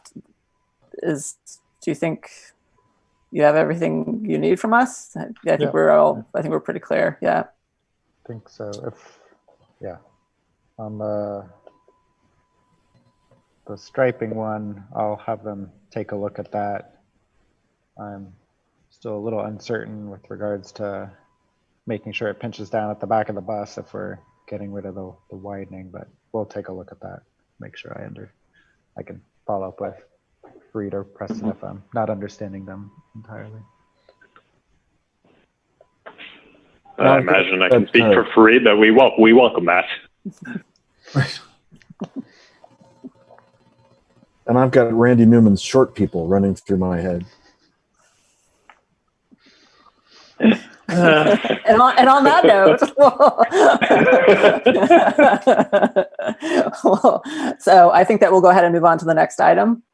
So that is 5-3, review of 2019 vehicle collision data. Thank you. So for this item, I'll run through quickly the most up-to-date data I've collected and some of the summary trends and a little bit more detail on the collision descriptions that are highlighted. So background on the data source, this is same data source as was presented last year using UC Berkeley's SafeTrack Transportation Injury Mapping System. This is pulling from the CHP maintained statewide integrated traffic record system, which collects Albany Police Department and California Highway Patrol incident reports. And a reminder that the latest data years are still provisional. Those are subject to change, and that currently with the data you're seeing, that covers 2018 and 2019 data still as provisional. And these are injury collisions, so they range from complaint of pain to fatal. That's what's collected in this system. This data was last reviewed by the Commission in June of last year, as was reported out by our graduate intern, Gracielita. Included in this report is a few 2018 collisions that had not yet been reported in that last review, and 2019 collisions. And similar to last year, I've excluded the freeway collisions, and I've taken a look at all the pedestrian and bicycle injury collisions, and as well as all severe and fatal vehicle collisions. So just to show what the total numbers look like for each of these compared to the previous years. They're all relatively small numbers, so there is some bouncing around, but nothing too dramatic out of ordinary from previous years. Continue to be concentrated on our major corridors. This table reflects the entire 2013 to 2019 data set for severe and fatal collisions. More than 2/3 reflected at San Pablo and Solano, as well as our other higher volume streets, Marin and Buchanan. So diving in a little more detail specific to the 2019 and the few new 2018 numbers on the severe and fatal collisions. There were a number on Solano Avenue. One at Stanage was a right-of-way violation. A northbound vehicle hit a westbound vehicle. At Jackson, as was previously discussed at the commission, there was a fatality where a westbound turning to southbound vehicle struck a pedestrian in the eastbound direction crosswalk. At Peralta, it was identified as an unknown violation where an eastbound motorcycle or scooter was struck by another vehicle, and it was identified as alcohol involved. And labeled at 1057 Solano, which is west of San Pablo, there was an eastbound vehicle that struck a fixed object. It was a known violation labeled and alcohol involved. I believe what the object, if I'm remembering correctly, was there was a bike rack and a planter struck on the north side of Solano Avenue. And San Pablo, there was a severe collision at Marin where someone ran through the light, I assume. That's a traffic signal and sign violation, northbound vehicle striking a westbound vehicle. For the pedestrian collisions, there were, again, a number on San Pablo and Solano over the new reporting period. at Washington on the west approach of San Pablo, so the northernmost part of Washington heading west from San Pablo towards Albany Hill. There was unsafe starting violation where a northbound vehicle went from stopped and struck an eastbound pedestrian. At Marin, there was south of Marin on San Pablo, improper turning violation that struck a pedestrian. North of Brighton, there was a vehicle entering traffic that struck a pedestrian. And then at Brighton, there was a vehicle making a left turn to southbound San Pablo that struck a pedestrian. On Solano at Pierce, there was a vehicle making a left turn to westbound that struck a pedestrian. The Jackson was the fatality discussed previously. San Pablo out in Solano, there was a vehicle making a right turn to eastbound onto Solano that hit a northbound pedestrian. And at Tulare, there was identified as unsafe speed violation. Eastbound driver hit a pedestrian crossing Solano. There were a few other intersections not on those, a few other collisions with pedestrians not on those corridors. At Key Route, there was a pedestrian violation, identified a vehicle hitting two pedestrians heading northbound outside of the high school.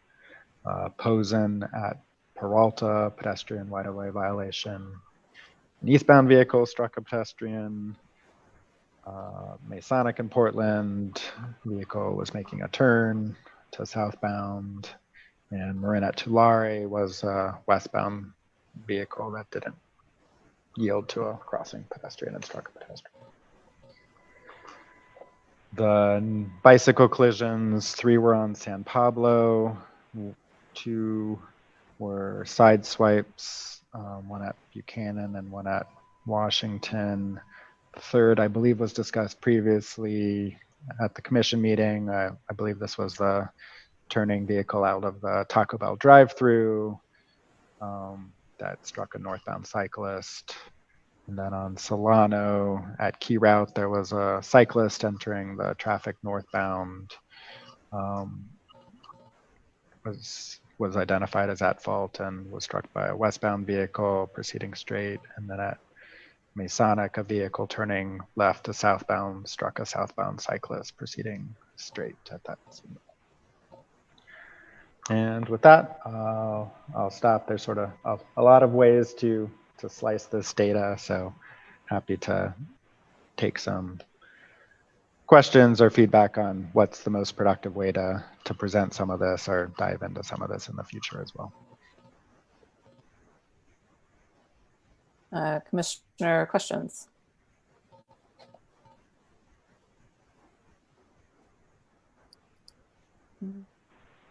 Yeah, do you have a sense of, as I recall, the active transportation plan has maps of accidents by mode, well, at least for pedestrian and cycling. Do you have a sense of the patterns remain somewhat the same? I know that there was a left turning motorist from Brighton on San Pablo that struck a pedestrian in this data set, which is something that certainly seems to have happened with some regularity. But that's only one of the ones you presented, so easy for me to get overly fixated on that and sort of miss the overall pattern if there's any shifting that has occurred or if it's continued the same. Yeah, I mean, in terms of the focus we've had on the major corridors, Solano and San Pablo in particular, I think that still continue to be the hotspots in a lot of this.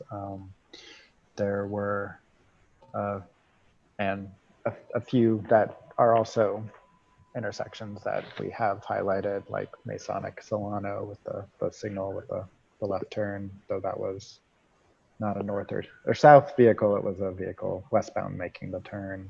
We have identified improvements for that intersection. So I think the continued focus on our high volume corridors is is reflected still as the primary safety consideration. There were a couple of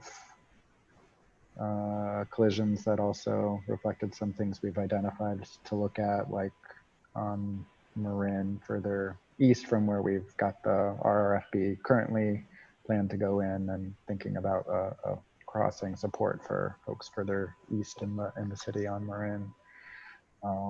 And some of the questions we've had around key route and making sure the intersection are proceeding, or how we treat with the four-way stops along key route there as well. Yeah, I think it's quite interesting that there are not accidents that rise to the level of reporting in this data at all the various four-way stops in the city, unless I'm missing something. Because I certainly hear people anecdotally complaining about motorists rolling those stops. But at least this data, to the extent that it's complete, seems to suggest, well, that certainly is annoying and a nuisance and potentially reckless. It's still not where the actual injuries are occurring.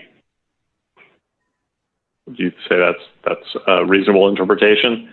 There was at least one, I think, Portland and Masonic, or I think there was at least one that was a four-way stop. But yes, that they continue to be a small percentage of the collisions. I think I maybe didn't highlight this as much as we did last time. This, as you did mention, this is data that has been, it's collisions that are of a scale that they've been reported to the police and are classified as injury collisions. Those are the ones that get reflected in this. So to the extent that there's other just property damage or ones that don't get reported, they aren't going to be reflected in this data. Yeah, and I think my recollection is Portland and Washington, for instance, east of San Pablo, each carry about average daily traffic volume of about 3,000 motorists a day. So you put that together and that's 6,000. I think Solano, last I knew, was about 14,000. So those two streets are a little less than half Solano, but they seem to have far fewer than injury collisions than half of what is going on Solano. So just, I think it's helpful in terms of scaling and focusing. Even taking into account sort of exposure or per capita per user risk, it still seems to be along the major corridors. And as much as I say, I've heard complaints about four-way stop behavior, they're working. They may not be working as well as we'd like, but they're working well enough, at least compared to the major corridors. Ken? Are we still just asking questions, or? Yeah. Yeah. Oh, okay. I did just want to say that this data is rather sobering to think about, and I do think it's important to remember that they are reported and not actual numbers, as has been mentioned. So I think on one of the slides for pedestrian injuries, you said there was like a pedestrian violation and a pedestrian right-of-way violation. Do you know, what would a pedestrian violation, like what would that be? I guess it's jaywalking, given the location. Would that be a right-of-way violation? No, so that was the pedestrian violation. But there was, I think you had listed pedestrian violation and pedestrian right-of-way violation. Yeah, I had noted that as something I need to dig into a little bit more as well, because, and maybe it's always the case that vehicles are labeled as at fault when it's collision with the pedestrian, but there were some that were pedestrian violations identified, some vehicle violation identified, and both had the vehicle as at fault. So I'm unclear on what the distinction is on some of that. I need to look into that a little more. Okay. Oh, interesting, because the one that I saw was pedestrian violation was identified as a key route at Albany High School, which I interpreted as, you know, they're just bolting across the street mid-block where pedestrians wouldn't have the right of way. Yeah. Okay, so, and I'm just going to state that there are no attendees, so we will not have open and closed public comments. And then if we want to come back to the commission for discussion, if anybody has any other items you want to discuss. I had a thought. I don't know how onerous it would be. It would be onerous, I think, in terms of the level of detail provided in these slides. But I am curious where injury motorist collisions occur, and I know you did severe and fatal, I think. Although I don't recall if we had any fatal motorist to motorist collisions. I think maybe we only had severe. But I am curious where the less than severe, you know, report of pain, visible injury, I think are those categories that are less than severe. And again, maybe not this level of detail on each one, but you know, just to see geographically where they're occurring, you know, if there's any patterns there we should be aware of, because I'm interested in taking account of motorist safety as well. But I look to staff for how, you know, what's the right cost benefit on that, and it maybe don't do anything, but maybe there's something that can be done there that's reasonable. Well, the mapping tool they provide is quick to get a general sense.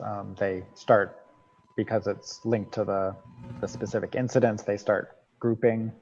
So you get one little dot for several incidents, or you can switch it to a heat map, but either of those views are quick to run the query on.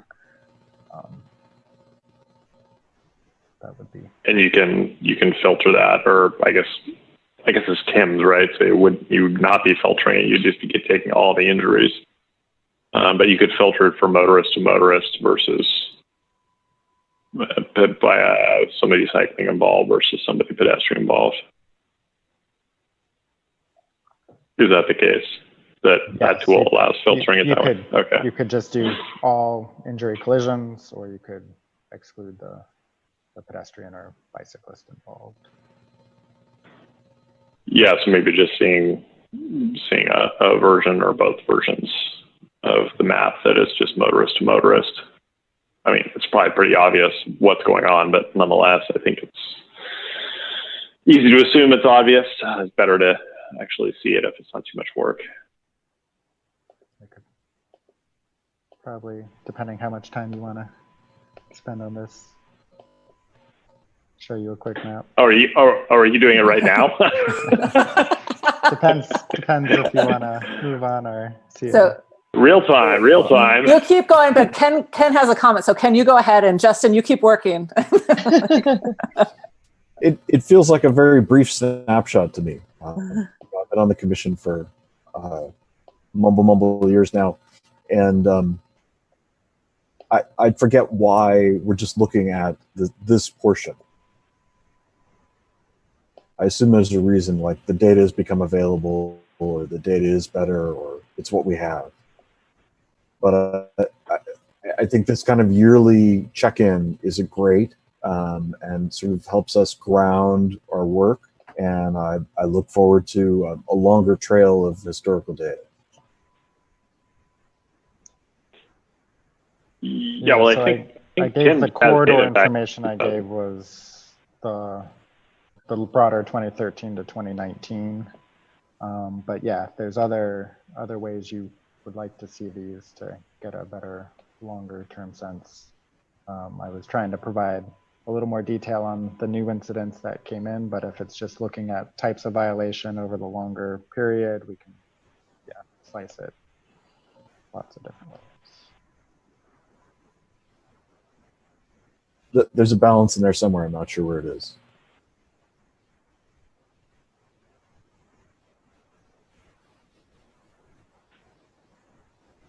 seeing my six- browser six- view, or are you six- still looking at my PDF? To my... Still slides. Okay.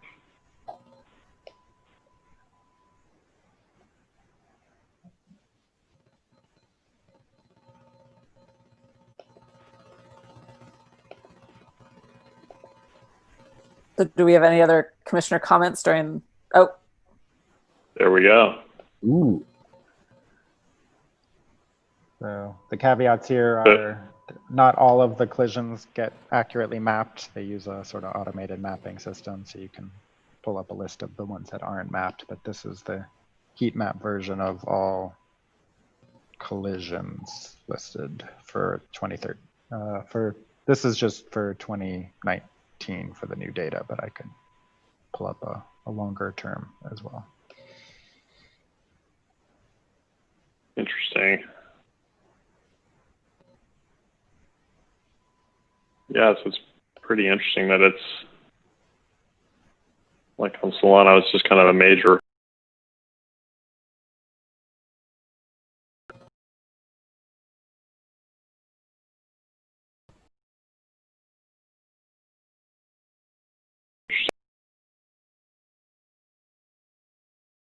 Represents one collision. You know, I don't know what the mapping legend is, but Yeah, that's one. yeah, I guess that's just one. That's just one. Okay.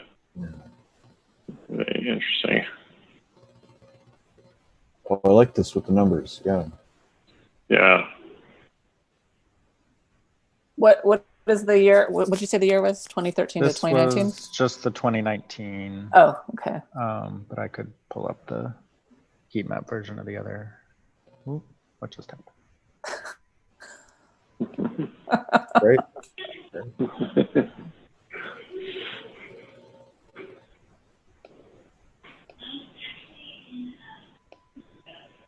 So it seemed like the only minor intersection on Solano that had a bunch of them was like Tulare or something.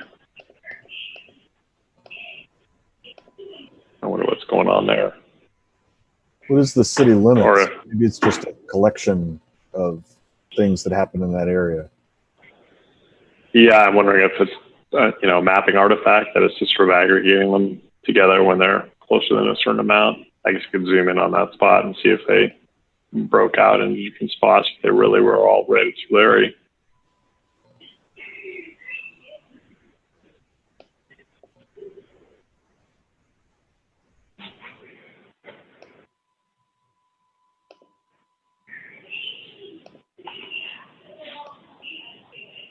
So yeah, we're at risk of getting into the weeds on this, but this is the 2013 Yeah. to 2019 Okay. version. Oh yeah. So just for amusement, if you zoom in on like Tulare and Solano, which is sort of the eastern end of Solano, I'm just curious. Oh yeah, you can see how they start to separate out. Yeah, and then right. Although 10, where's that? So that's right. Oh, Peralta. That's kind of interesting.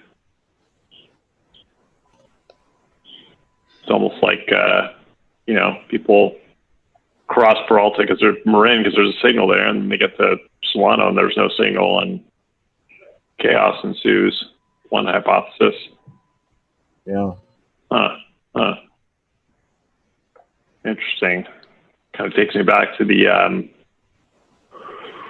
I think the Solano Complete Street Study put a rapid flashing beacon there, if I recall. Among other things. Yeah. Huh. Wow. Oh, clearly I should go play with this tool on my own time. Yeah, I was like, let's wrap up the portion of the discussion. Yeah. So are there any other commissioner comments, maybe not about the mapping, but about any other discussion items or questions? No. Thanks for Okay. looking at Yes. Great.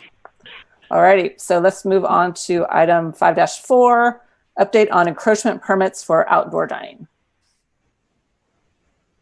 Good evening. I think this is a brief update. You had as part of your agenda materials a list of the permits that we have received thus far. Since this was posted on, received and issued, and since this was posted, we've received 2 more applications, one from Barney's and another from Sugini's. And those both came in the last day or 2, and there's information being exchanged. I don't think they've been issued yet. There also was, if you pay close attention to county public health orders and the governor's orders and so forth, there was earlier in the week some confusion over potential for salons and barbershops to open to serve customers outdoors. And then there were some questions about whether that could occur in the public right of way as well.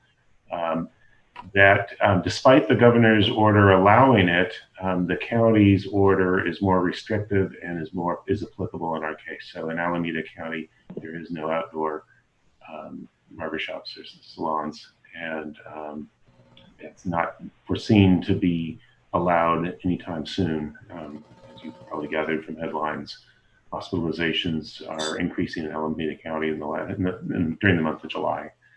So we're not expecting to see any loosening of anything for some number of weeks at least, and hopefully not going backwards into more restrictive shelter-in-place situations. So otherwise, we will be working with some of the individual restaurants to make sure that what they've done is as safe as possible. We're also looking into purchasing some cones to improve the visibility of these installations, particularly the ones that are a little bit more exposed to the roadway. Some of them are kind of tucked behind a bulb out or something like that, and that's less of a concern. But in order to make sure there's some consistent visibility, we're gonna try to get some city cones out for these, and we'll also start working with the restaurants on the placement of their propane heaters. It's another area of potential concern for those heaters that are exposed in the right of way, and some of them can be, if they're not properly angled, can be knocked over pretty easily. So those are 2 areas of what we're intending to be a collaborative problem-solving effort with individual restaurants. Otherwise, it seems like people are enjoying their meals out there, periodically continuing to monitor them, just to collect some data. So at whatever point we need to do an analysis of the usage of the installations or the parking impacts and so forth, we'll be able to do that. Be happy to answer any questions. Commissioner, questions? Robert? Did the, go ahead. Robert. Thanks, Preston. What have you guys given thought, or staff given thought to? I think the way that the pandemic is panning out is that we're going to be moving back and forth between phases of reopening, probably for quite some time. And I think we've already seen that, right? Where I think it was like for a few days, the governor banned outdoor dining. To bring it back again. I can't remember if it was the county or the governor. So have we given thought to that? Like, if there's a regression in outdoor dining or the things that we can do, like, do we close up shop or do we leave things out, or how do the permits work? I'm not sure if that's something that we have to consider at this point. Yeah, we've been thinking about that, but to be honest, we don't want to try to have a predetermined answer to that. I think it's going to depend on what it looks like. The county emergency operations center coordinators, and that's my role with the city, in addition to the usual stuff. We get on a call 3 days a week with the county health officer. And so if we get to that situation, I think myself and every other city probably want to ask the same question: is how long would a more restrictive order be in place? My guess is, and in other contexts this has come up, and they make a change in the restrictions one way or the other. They like to hold that change for 14 days so they can let a cycle of the disease kind of play through and see if it's effective or not. So my guess is it would probably be 14 days at least, but we would ask the question and let the county public health officer give us his best professional advice in the time. Other commissioner questions? Yeah, Preston. Preston? Yeah. The looks like quite a bit of the recommendations, quite a few of the recommendations that this body made got picked up and approved by the council. So thank you for taking those over. I was curious if there's any thoughts on the speed signage recommendation, which could either be as a result of a survey or even just like a I think a yellow sign of this isn't the speed limit, but you're advised to go slower because there's changed conditions up ahead. Yeah. We haven't, to be honest with you, we just haven't had time to work on that yet, but we heard that recommendation and we'll try to develop something in the coming weeks. Okay, great, thanks. And I did have occasion to enjoy your work and the business's work today for lunch, which was pretty remarkable and lovely, I have to say. And the location I was at, the tables were definitely, spaced 6 feet apart, and they were all full, and it was great. And people were masked until they received food, which was good. That's part of the order, so I encourage people to do that if they partake, because you're supposed to wear your mask until you actually have food and drink. And again, the science on this seems to be outdoors. The mask is pretty safe, and I would say probably even safer in Albany in the summer because there's a pretty good breeze coming up Solano, stirring things along. So, yeah. Anyway, thank you for helping make that happen. Yeah, you're welcome. I will say there is one restaurant where we're getting into, I won't name it, but it's crowded, and we are getting lots of reports from citizens expressing concern about the lack of social physical distancing between the patrons, and the county health department has also expressed their concern about it to us. So unfortunately, there may be one situation where we have to take it a little bit more seriously, but everybody else has been great. Great. So I'm just going to say there's no attendees, so open and close public comment. So any other discussion from commissioners?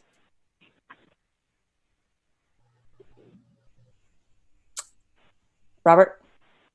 For staff, can you guys remind me again, are there any supplies that the city provides, or is it all paid for from the businesses? It's by the community activists who've helped get this started, and the businesses themselves. As I mentioned, we think it's prudent to put some cones out so there's some consistent visibility, particularly nighttime visibility is another thing we've gotten some calls from people about.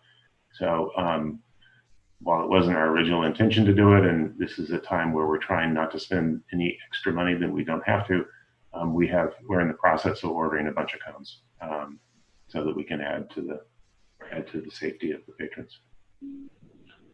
How much are those, and has the order already been put in? I don't know exactly if either one of those. It's definitely a work in progress. The Public Works Department has a vendor, and they do their thing.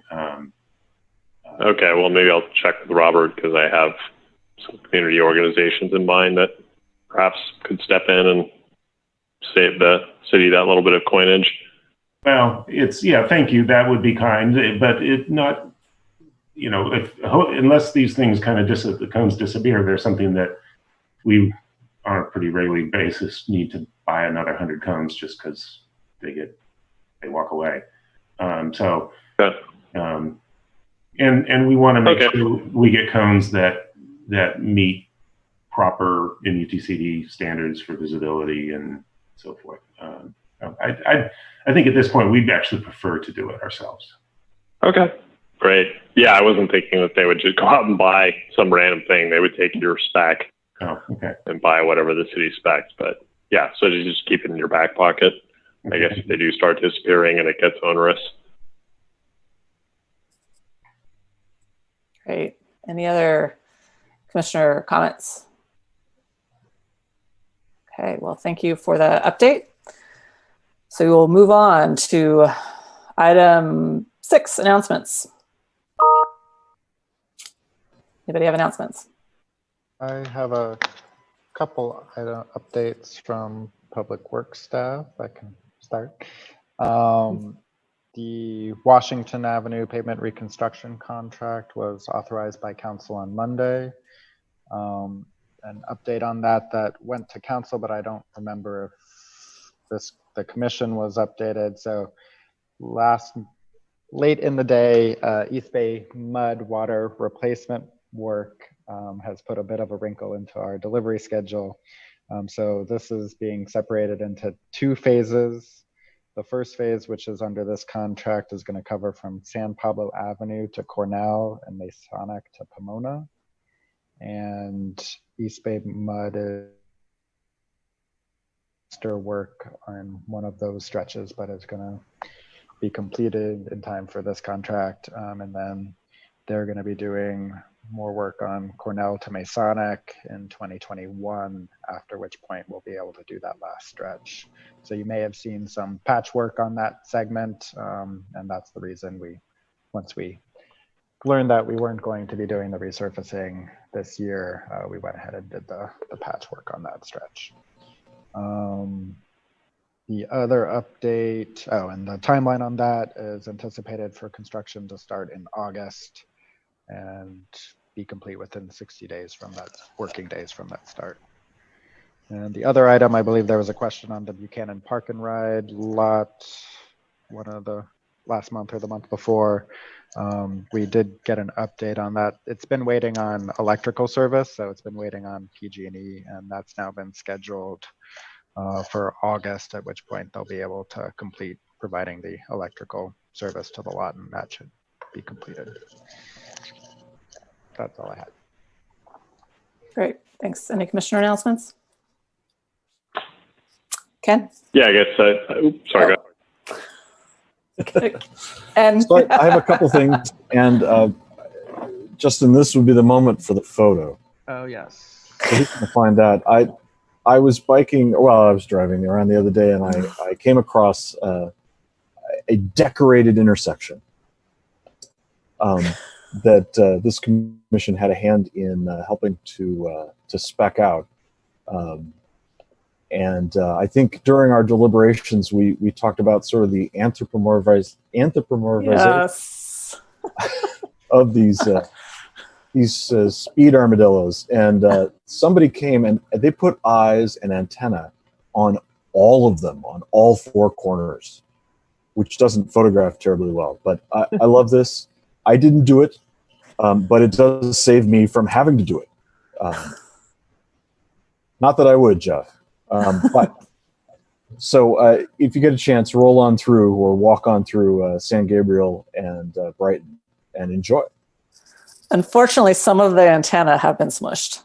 Well, of course, no doubt. But the timing couldn't be better because there aren't hordes of middle school students crossing that intersection. Yeah. So just enjoy. Beyond that, moving along,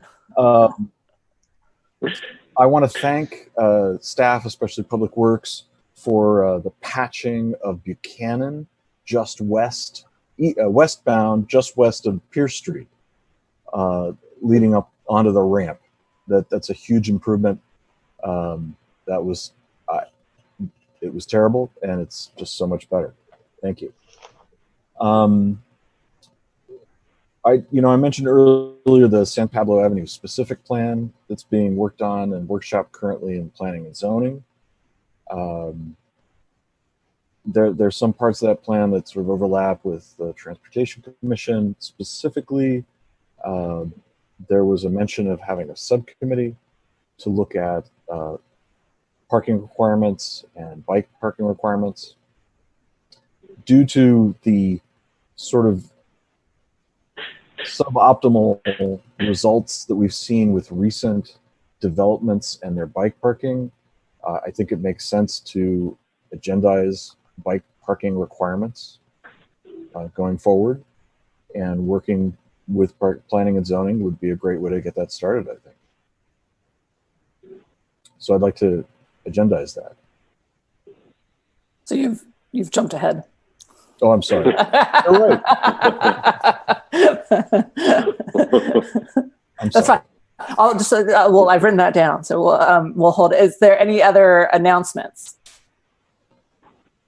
I just want to announce that I also attended the planning and zoning specific San Pablo specific land meeting and identified myself as transportation commissioner and said I was speaking as an individual and commented on mostly on various aspects of parking policy potentially in that specific plan. Great. Okay, so we'll go ahead. If I don't see any other commissioners raising their hand for announcements, we'll go ahead and move on to future agenda items. So I think that we've heard San Pablo Avenue plan, and additionally the bike parking on the consideration of bike parking. Ken, were you thinking those together or separate? Bike parking as a separate item? Either way. Yeah, I would be for looking at the bike parking, not just, it's not just the specific plan, it's germane to any development in the city. So it's a more general issue. And and we have some examples now of, how it's worked in projects that have come in. So we've got something to chew on. Yeah. I also attended the San Pablo Avenue study session, and I'm always amazed about a lot of the discussion is focused on where the cars are going to live and not where the people are going to live. So if was staff planning on bringing San Pablo Avenue plan to the Transportation Commission? We at this point we hadn't really planned specifically to do that, but I'm more than happy to. Yeah, it's not a problem. Okay. Jeff, I would also, I stayed for the whole meeting, including the regular meeting, and you had some rather alarming news about Albany's grant status and our housing supply and meeting those goals. Would you be willing to summarize that? Well, we don't have alarming news right now. What Ken is referring to is I gave the commission a briefing on the preparation of our next housing element, and I stressed the importance of getting that housing element completed in a timely manner so that we aren't ineligible for grant applications in the future. So we're okay right now. We're in a good place right now. But we do have a lot of work to do for our housing element, and that needs to be completed by January of 2023. Or really, as a practical matter, by November of 2022. So correct me if I'm wrong, but as I understand it, if we don't meet a certain percentage of our goal for building low income and just housing in general, we may be ineligible for state transportation grant money. If we don't plan for it. Okay. We just have to have a legitimate, meaningful plan to do it. Whether or not it happens, at this point in state law at least, doesn't matter if it actually happens. It's just we have to have a meaningful plan. One could argue that's a problem, that we plan and nothing happens is not a very good plan, right? Right. But that's where we're at right now. Well, thank you. That sounds much more achievable to me. Appreciate that detail. Okay, Justin, did you have anything that you wanted to identify for future agenda items? We still have the 1,000 block of Masonic traffic coming. That's been waiting to come back. So I have that item. And I still have note of the request from last month to have an update discussion on updating our active transportation plan since we didn't receive the grant funding we applied for. And, you know, one of the commenters mentioned safe school zones, and is that an issue? Oh, okay, Ken, go ahead. Apologies to our commenter and frequent visitor. I would like to pointedly not advise agendizing school zones. We have explored that on at least 2 and perhaps 3 agendized occasions. We discovered that due to the street layout and the locations of schools in Albany, that it would not be practical for all intents and purposes to try to implement school speed zones in Albany, that we would basically be unable to reduce the traffic speeds on the streets that we would actually care about due to the nature of our streets. So I feel like we've kind of beat that one. And I definitely don't think it's worth our time in the near future. Okay. I would just add that speeding in around the schools at beginning and end of the day is the last problem in the world. It's other motorist behavior that's the problem. Okay. So any other agenda items then? There were yeah, the... but go ahead. Sorry. Preston and I are just conflict here. Sorry, Preston. There were the public comments. So I think one was on the, I don't think they need agenda items, but maybe they just need response from staff. I think one was the visibility of a crosswalk sign over in Caltrans right away at Buchanan and 580 entrance, I believe it was. Oh no, Buchanan and 80. And then I'm trying to see what the other one was. My inbox, but I don't think they rose to the level of agenda items, but it'd be great if staff could respond.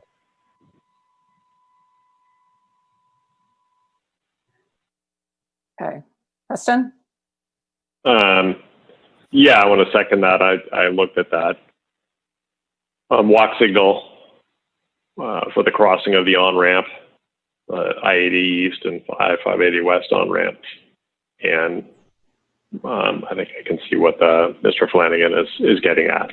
So, you know, whether staff just makes an information or, you know, I don't know how to handle it, but I think there is something that usefully could be done there. So I appreciate Mr. Flanagan sending that to us. And I was discussing the ideas that this commission had discussed regarding making more street space, repurposing some street space for people who are pursuing active transportation for exercise and otherwise in this current situation. With my neighbor, Jody Raggio. And she, you know, brought up Memorial Park. I mean, she said she goes out running with her kids on bikes up the sidewalk. She stays off the Greenway because it's so crowded up the sidewalk of Portland, and then I think back down Washington. A lot of days, and even that's difficult because of the, you know, the width of the sidewalks and number of people. So we were talking about Memorial Park, and I guess what I'm getting at is she had the idea of, we had discussed blocking off the parking around Memorial Park. She had the idea of just blocking off the clockwise motorist lane around Memorial Park, which I thought was intriguing. Not to go any further on it now, but I would like to have that on the agenda. That concept, particularly given that we seem to be in a situation where we're going to be bouncing around with shelter in place, various stringencies of shelter in place for quite some time. So providing people more space where they can stay physically apart and, you know, get out and get their exercise. I think that need is only going to grow. Great, thank you. And I'll also just remind folks, because I had forgotten about this, but the AMS track is open, and so that is open for use, as well as the path around the track as well.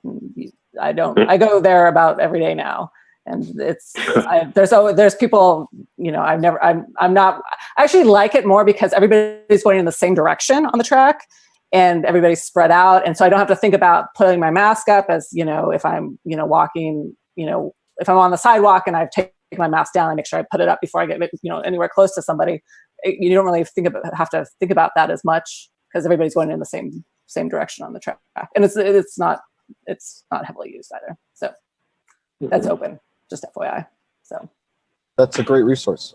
There are no bikes or scooters or roller skates allowed on Cougar Field. Yeah. So it cuts down on some of the flexibility. Yes. Is that both true of the perimeter and, I mean, obviously the track and surface itself, I can understand that, but is that true of the perimeter as well? I believe they're restricted at the gate. I see. Okay.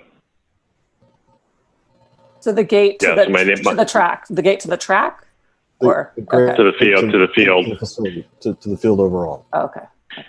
Yeah. Yeah.